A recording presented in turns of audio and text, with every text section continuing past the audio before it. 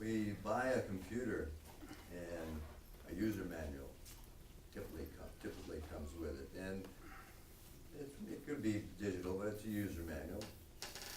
We purchase a vehicle and we can usually find that user manual in the glove compartment. However, we arrive on planet Earth with all its ups and downs, obstacles, challenges and tests, lessons, and there is no manual. Or is there? Well, I'm here to tell you there is. There is a user manual, and this manual contains universal laws. And these laws are as reliable as the law of gravity. And I think we've all experienced the law of gravity one way or another. Some of us falling out of a tree or off a bicycle. In this city we live in, and this country we live in, they have laws as well, and if we don't follow those laws, well, there are consequences. And the same applies to universal laws. There are consequences if we don't follow those laws. And there are consequences if we do follow them. It's just that these consequences are a little different if we follow them. So the first law I want to talk about is the universal law of divine oneness. And what this law tells us is that everything is connected. Everything is connected with everything else. You're connected with everything, and I'm connected with everything, and the universe, the stars, everything is connected with us, and what we do or what we think and what we feel has an effect on everything else. And along with this law, I want to talk also about the law of mentalism. This is a Hermetic law from the Hermetic teachings from Hermes Trismegistus. And this law tells us that there is one mind. I think that sounds familiar to a lot of people here. There's one mind, and we're all a part of that one mind. And that our mind is pretty much, well, it is the same as this mind, this one mind. And everything comes from this one mind. Now, along with this information, I also want to share some practical practices for aligning with these laws. And regarding the law of divine oneness, since everything is connected, our vibration affects other people's vibrations. And the vibration that we send out affects everything else to some degree, everything. I know that probably seems hard to comprehend, but since everything is connected, it makes sense that what we're vibrating at affects everything else. So there are ways to change our vibration, and how do we do that? Well, we do that by our thoughts, our feelings, our beliefs. And one of the easiest ways to create this change, I find, is being mindfully present in the moment. And that's because when we're present, when we're fully present in the moment, we can think, we can take time to think rather than react, because it's been shown, it's been determined that our minds, our subconscious minds, are programmed, fully programmed by the age of 7. And there are a lot of adults out there that are still running on that program from the age of 7. So I'll talk a little bit more about that and some other ways to change that. I want to move on now to another law, the law of vibration. What this law says is that everything is energy and everything vibrates. And if everything is vibrating, it's affecting everything else, just like that law of divine oneness. And our individual energy signature is an indication of our vibration. We're all vibrating based on our thoughts, feelings, our beliefs, and so forth. And we can pretty much tell what kind of vibration we're sending out there to the world, because our vibration creates a resonance with other like vibrations. So one way to tell is look at the people in your life. What kind of people do we interact with on a regular basis? Because they're matching our vibration. What are our circumstances in life? What kind of circumstances are we involved in, are we dealing with? Because those are an indication of our vibration as well.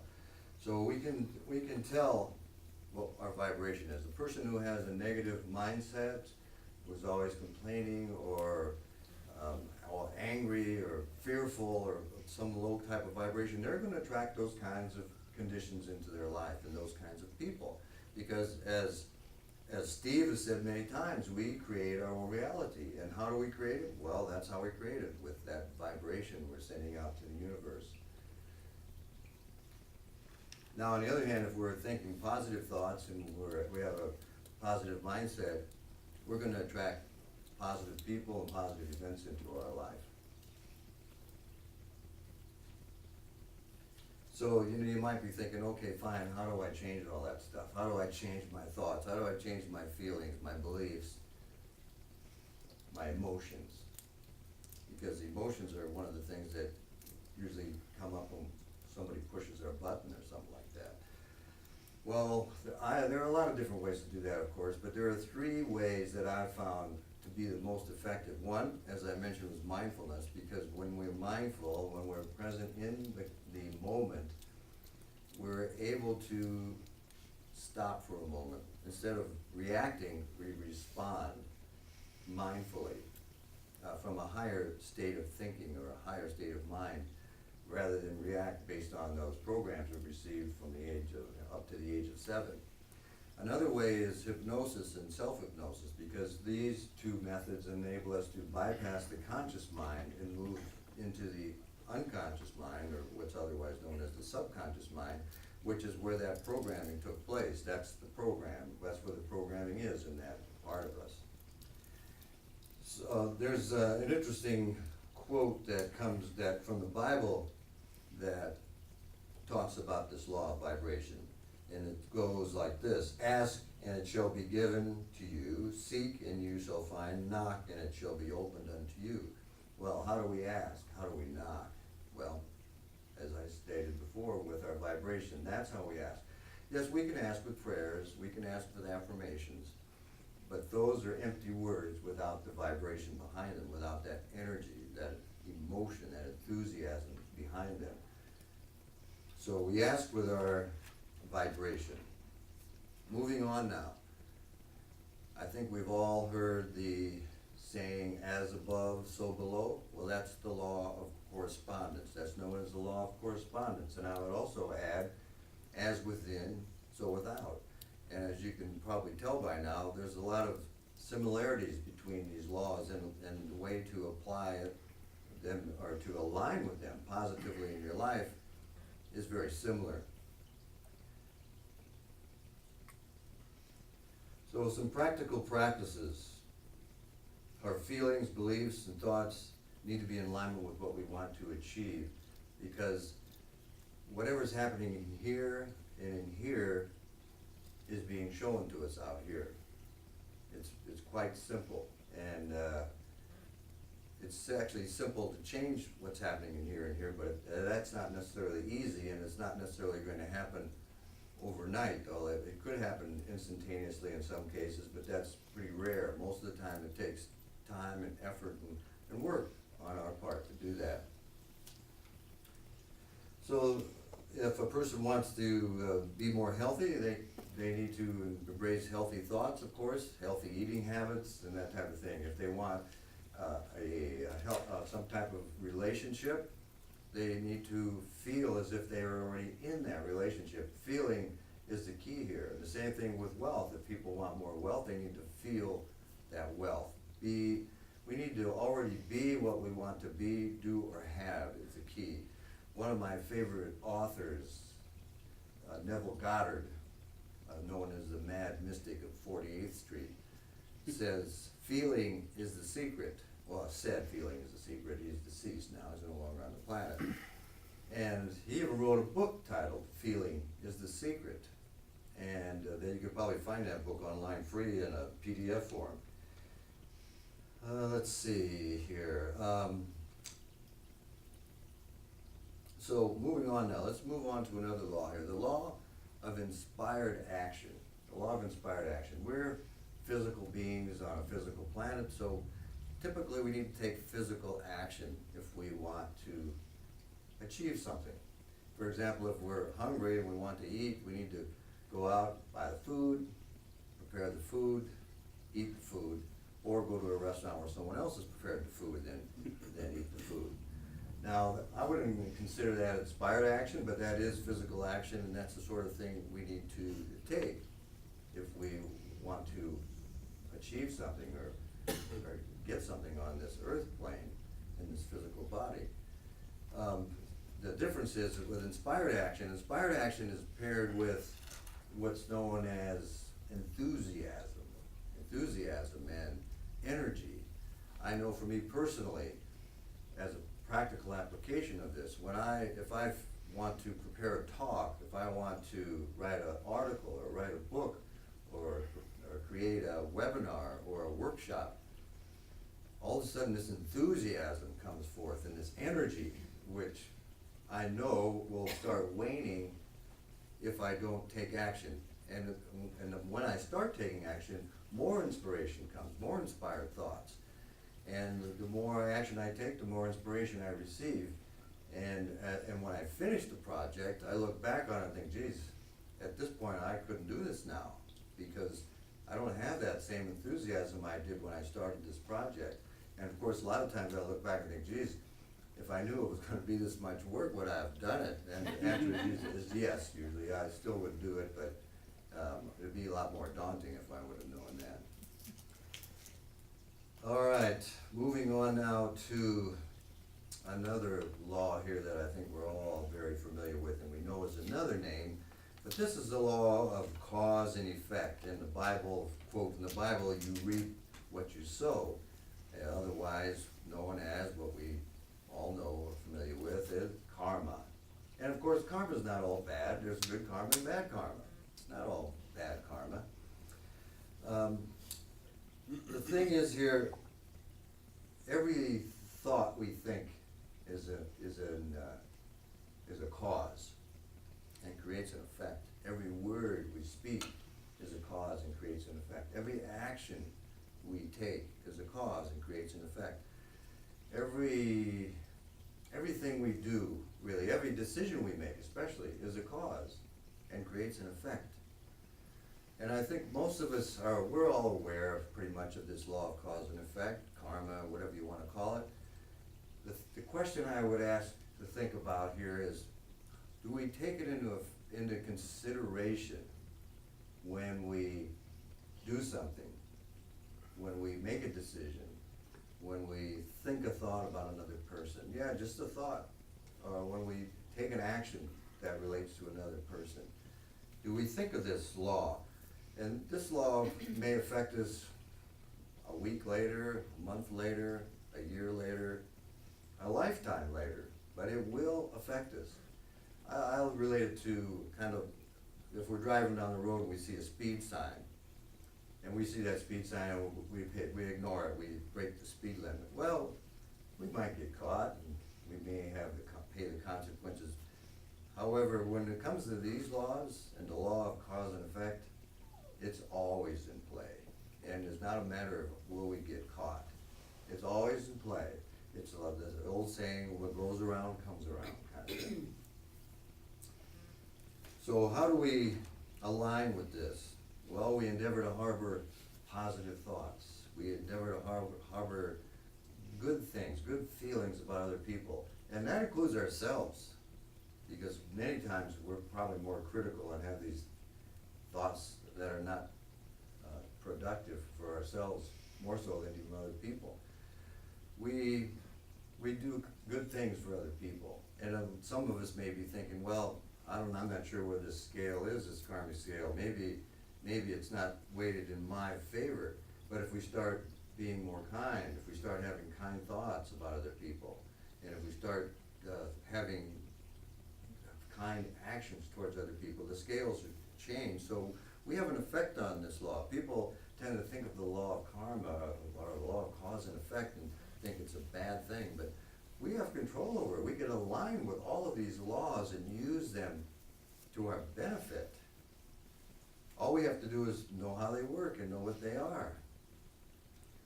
So those are some practical applications for that. And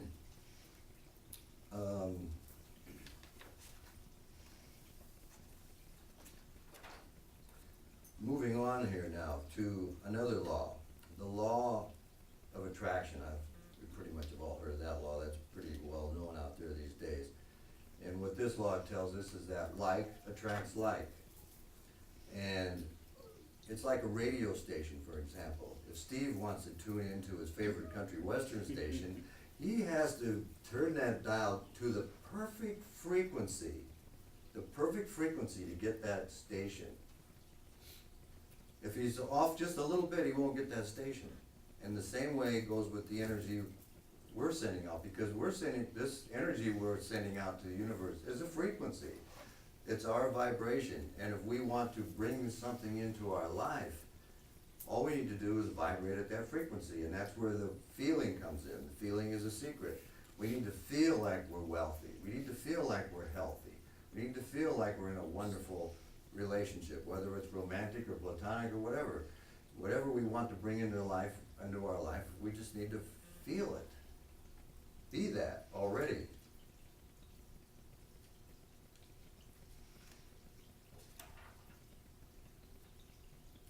And again, going back to what I said before, we can know the nature of our thoughts and feelings by the people in our life and the circumstances in our life. If we're ever wondering, well, how am I doing here?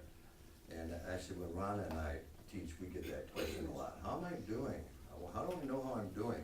Well, just look at the people in your life. They're an indication of how you're doing, because they're like attracts like, in the same way with circumstances. Our circumstances. What are your circumstances like in your life? And again, I'll go back to what I said before about 3 ways to easily change our feelings, our thoughts, our emotions, and all that. And that is being mindfully present in the moment, so we have time to think. So when that guy cuts us off, or that woman cuts us off, we don't just start cussing them out, or flipping the bird or something like that. Instead, we're present, and so we think.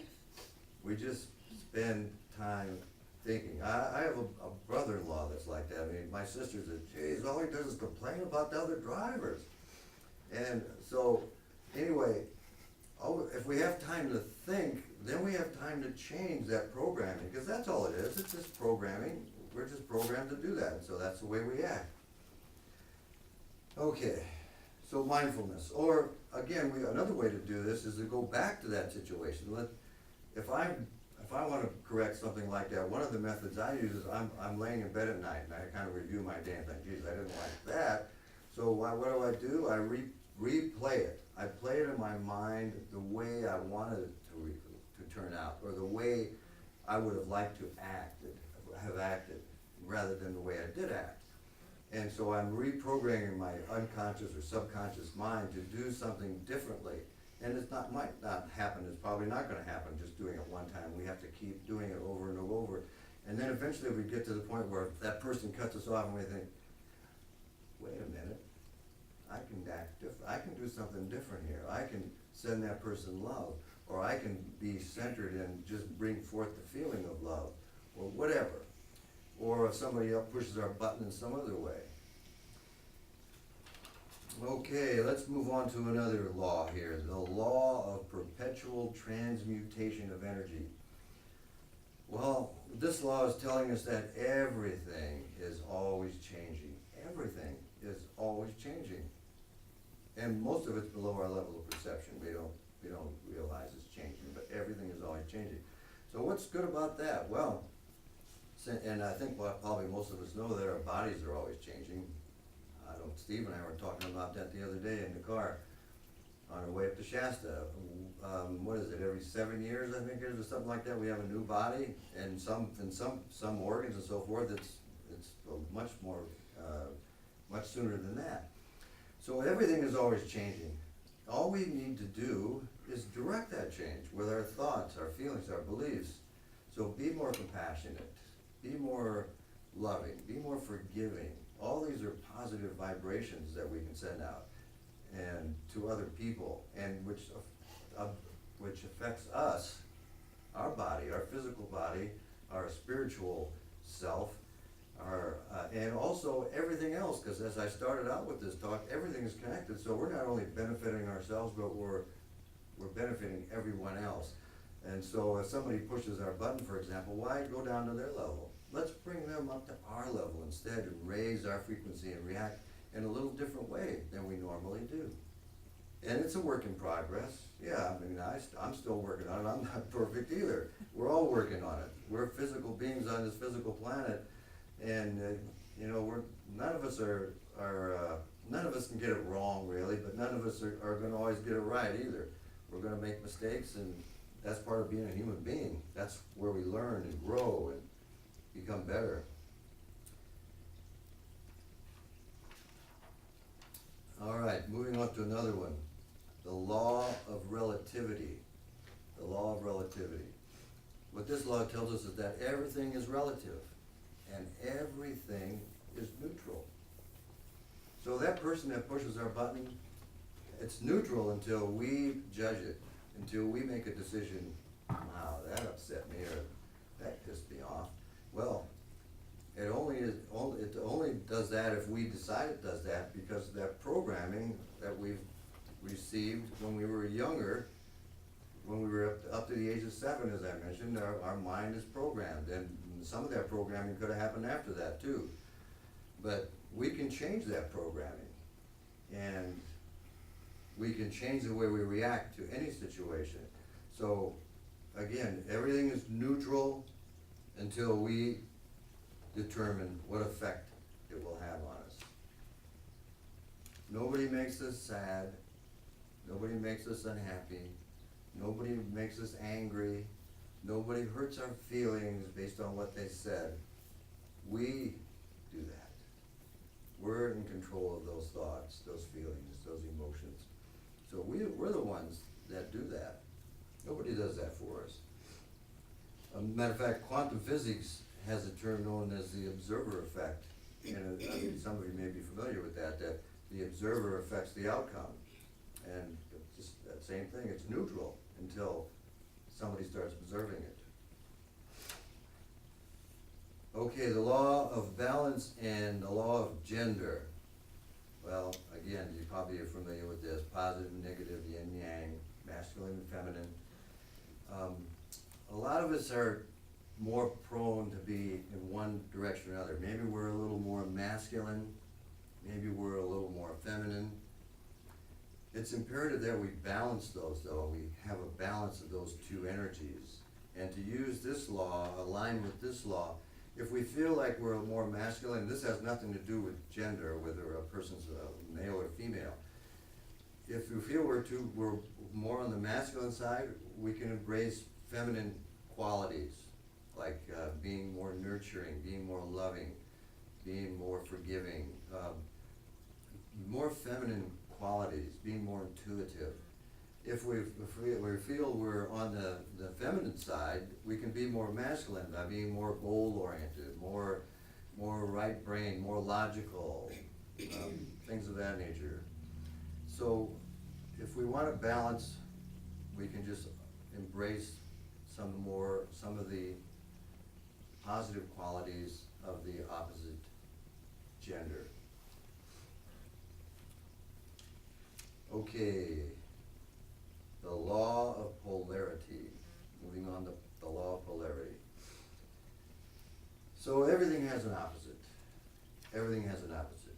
You have hot, you have cold, you have anger, you have hate, you have love.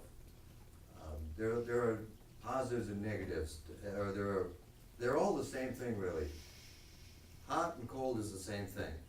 It's just different extremes, different degrees of the same thing. In the middle you have warm. They're all the same thing. So how do we align with this? How do we align with this law? How do we use it for our benefit? Well, if we're angry, if we focus on love, we bring forth the feeling of love. If we're fearful, we bring forth the feeling of courage, because that's on the other end of fear, courage. We bring forth that feeling. Or it could be, if you want to go down a little bit, maybe courage is too strong, bring forth the feeling of confidence and feel confident instead of fearful. Just replace it. And these practices, a lot of those come from the Hermetic teachings as well, as I was talking about before, the Hermetic teachings.